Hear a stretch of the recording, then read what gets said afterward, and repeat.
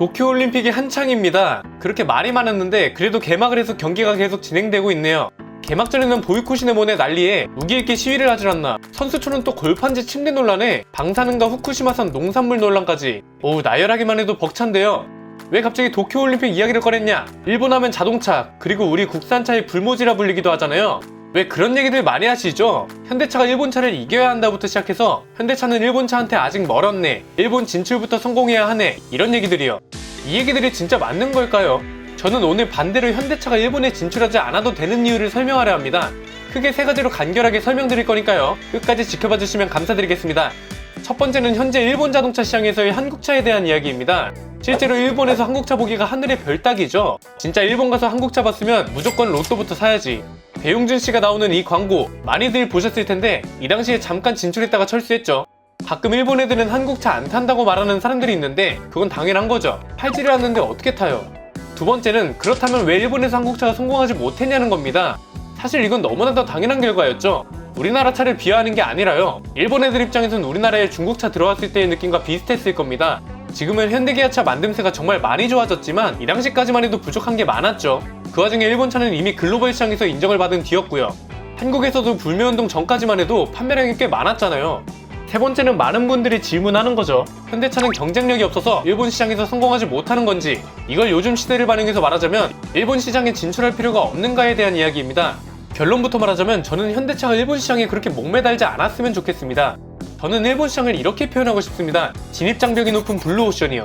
일본 시장 자체가 엄청나게 견고하잖아요. 카메라는 사실상 대체할 제품이 없기 때문에 그렇다 쳐도 가전제품이나 스마트폰 시장만 봐도 그렇습니다.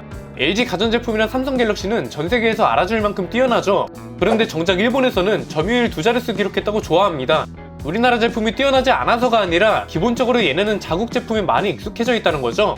이 진입장벽을 뚫고 들어가면 일본 제품이 그렇게 막 뛰어난 것도 아니라 완전 노다지로 불리는 거고요.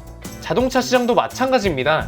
일본차 품질은 무조건 좋다? 물론 기술력이 범위가 더 넓은 건 깔끔하게 인정해야 합니다. 얘네는 고리타분한 차만 만드는 게 아니라 스포츠카도 만들고 슈퍼카도 만듭니다. 그리고 우리보다 자동차를 만든 것도 더 오래됐고요.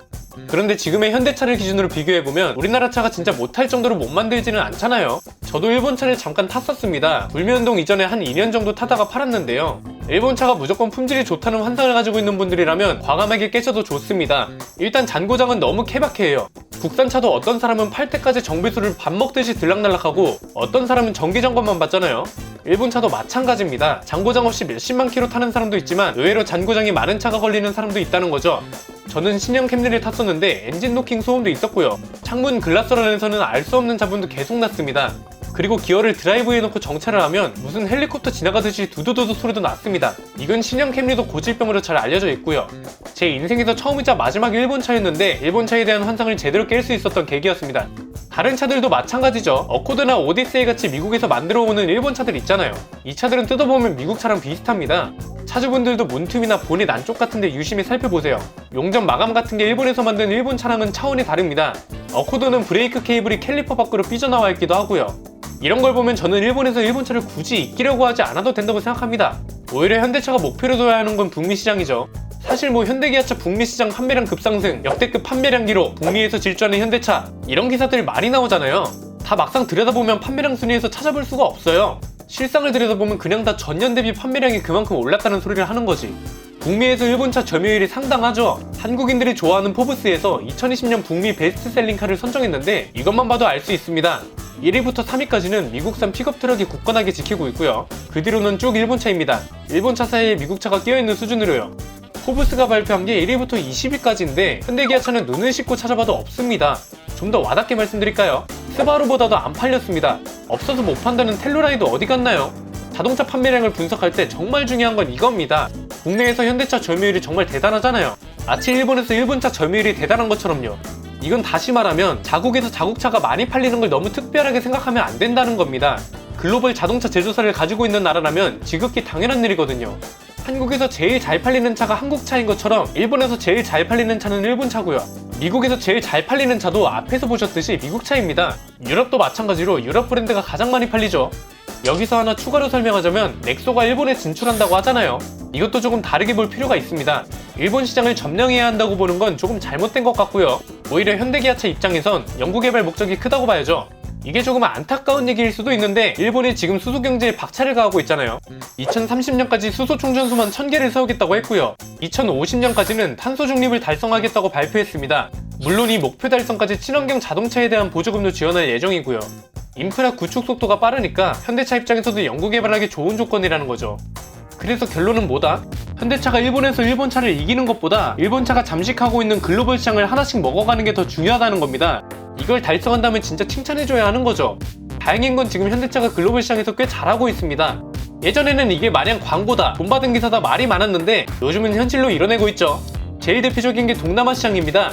정의선 회장이 동남아를 공략하겠다고 발표한 뒤에 실제 판매량으로 동남아 시장을 점령하고 있습니다. 최근에는 정몽구 현대차그룹 명예회장이 미국 자동차 명예의 전당에 헌액됐다는 소식도 있었죠. 헌액이 무슨 소리냐면 명예의 전당에 이름을 올렸다 이 말입니다. 잠깐 설명하자면 미국 자동차 명예의 전당은 1939년에 설립됐고요. 여기에는 윌터 크라이슬러, 토마스 에디슨, 헨리포드 같은 사람들이 1967년부터 이름을 올렸습니다. 이 사람들의 대리석 명판이 연도별로 진열돼 있고 여기에 정몽구 명예회장도 이름을 올렸다는 겁니다. 여러모로 현대차가 발전하고 있는 건 사실입니다. 물론 품질 문제 같은 것도 말끔하게 개선해 나간다면 국민들의 지지를 더욱 확실하게 받을 수 있을 거고요. 일본 시장 진출이 아니라 전 세계 시장을 잠식하겠다는 목표로 나아가졌으면 하는 바람입니다. 도쿄올림픽이 한창이라 일본 자동차 시장에 대한 이야기를 해봤습니다. 내용이 유익했다면 구독과 좋아요, 알림 설정 꼭 부탁드립니다. 다음에는 중국 자동차를 현대차가 무서워해야 하는 이유에 대한 이야기를 해보려 하니까요. 기대해주시면 감사드리겠습니다. 지금까지 안PD의 스포일러 자동차 빛과 현대차와 일본 자동차 시장편이었습니다. 감사합니다.